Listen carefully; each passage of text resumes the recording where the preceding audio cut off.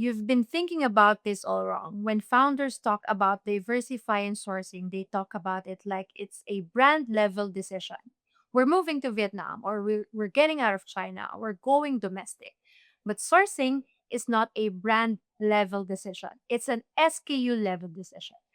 The same brand might have three products, and the right answers for each of them is completely different.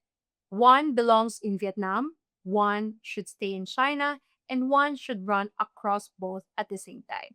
Today, I'm going to give you the framework to figure out which is which. Last week, we talked about the China plus one fantasy, the pattern of brands making expensive sourcing decisions driven by headlines and fear rather than analysis. If you haven't watched that video, it's linked below. The world is still noisy this week. Major container lines have suspended bookings to and from Gulf ports. Insurance markets have withdrawn war risk coverage for ships transiting the Strait of Hormuz. Air freight capacity out of India has dropped dramatically, with Gulf carriers unable to serve those routes. All of that is real, and it's exactly why this framework matters. Because the pressure right now is to just move your sourcing, and doing that without structure is how you turn one problem into three. So here's the framework: four factors, a scoring matrix, and a decision protocol you can apply to every SKU you sell. By the end of this video, you'll know exactly which products go to move, which to keep, and which to run across two suppliers at the same time. Here's the mistake I see founders make constantly. They decide to diversify sourcing, usually because of tariffs, shipping disruptions, or competitor pressure. And then they treat that decision like a company wide pivot. We're moving production. They apply that decision to everything they sell. But their SKUs are not uniform. Some products are simple, some products are complex, some have huge margins, some have tight. Some move thousands of units per month, some barely move. Some require speed to market, others can sit on a boat for 12 weeks and nobody cares. Moving a simple high volume, high margin SKU to a new supplier, that can work. Moving a complex, low volume, low margin SKU to a new supplier, that's how you end up with three bad production runs and $47,000 of wasted inventory. The mistake isn't diversifying, the mistake is applying the move to the wrong product or SKU. The core insight is simple. Sourcing is not a brand decision, it's an SKU decision. The same brand can have products that should stay in China, products that should move to Vietnam, and products that should be running on both. The real question is never, should we diversify? The real question is, which SKUs? There are four factors that determine whether an SKU is a good candidate for a sourcing move. Let's go through them one by one. First factor, complexity. Ask yourself how complicated the products actually is to manufacture. On one end of the spectrum, you have a very simple products, single material, straightforward construction, minimal quality control steps. Those travel well to new suppliers. On the other end, you have high complex products, multiple components, specialty materials, tight tolerances. Those need a supplier who already understands the product. A new supplier will have a learning curve, and every failure that learning curve costs you time, money, and sometimes customer trust. So ask the question honestly: how many things could go wrong during production? If the answer is a lot, stay with a supplier who already knows how to make it. Second factor, margin. Margin is your safety net during a sourcing transition because costs almost always increase temporarily. Higher unit costs at the new supplier, sampling, tooling, travel, dual sourcing during the overlap period. And if a product has high margins, it can absorb a 15% increase during the transition and still make money. If a product has low margins, it cannot. So ask the key decisions. If this product costs a 15% more for the next 12 months while the new supplier ramps up, does it still make money? If the answer is no, that SKU is very risky to move. Third, volume.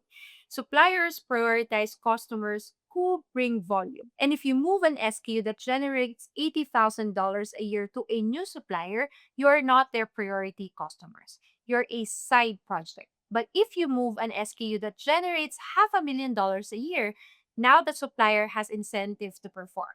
They assign better quality managers, they solve problems faster, they invest attention. Low volume SKUs struggle to get that attention, and the learning curve can stretch much longer than expected. So ask yourself, is the annual volume large enough for the new supplier to care? Fourth factor, lead time sensitivity. Some products require speed to market, others don't. A product tied to a seasonal campaign or launch window might need to arrive exactly on time or earlier. 2 weeks faster shipping couldn't mean real revenue. That kind of product can benefit from nearshoring or geographic diversification. But many products don't have that urgency. If you can plan a 16 weeks ahead without issue, longer transit times, and manageable, so ask the questions, would 2 or 3 weeks faster delivery meaningfully change the outcome for this product? If not, then lead time probably shouldn't drive the sourcing decision. Now let's turn those four factors into a decision tool. Score each SKU on a scale of 1 to 5 for each factor. For complexity, remember the scoring is inverted. Simple products scored higher because they are easier to move.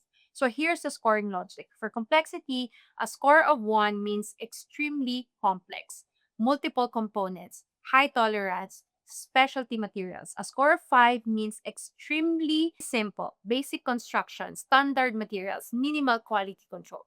For margin, a score of 1 means very low margin, under 20% gross margin. A score of 5 is very high margin, 60% or more. For volume, a score of 1 means under $50,000 per year. A score of 5 means $500,000 or more. For lead time sensitivity, a score of 1 means low sensitivity, timing is flexible. A score of 5 means high sensitivity, speed directly affects the revenue. Now add the four scores together. The total tells you how to approach sourcing. If the total score is 16 to 20, the SKU is a strong candidate for diversification. You should seriously evaluate moving it. If the score is 11 to 15, proceed carefully. Dual sourcing may be the best option.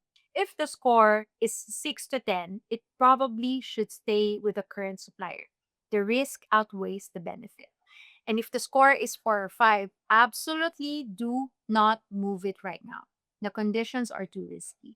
The matrix doesn't make the decisions for you. It organizes the decision. A high score means the conditions are favorable. A low score means you should fix the fundamentals first before attempting to move. Now let's talk about the middle category, SKUs scoring 11 to 15. This is where most brands get stuck. And this is where dual sourcing becomes powerful. Instead of choosing one supplier or the other, you split the volume. A common structure is a 70-30 split. 70% of the volume stays with the primary supplier, 30% moves to a secondary supplier. That approach gives you several advantages. Quality remains stable because the majority of the volume stays with the experienced supplier. The secondary supplier develops capability through real production runs.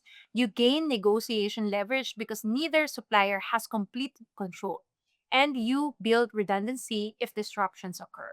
Dual sourcing creates optionality without risking the entire business, but it isn't always worth it. Dual sourcing usually fails for low volume SKUs because there isn't enough production to develop real expertise at either factory. It struggles with highly complex products because the maintaining specification consistency across the two factories is difficult.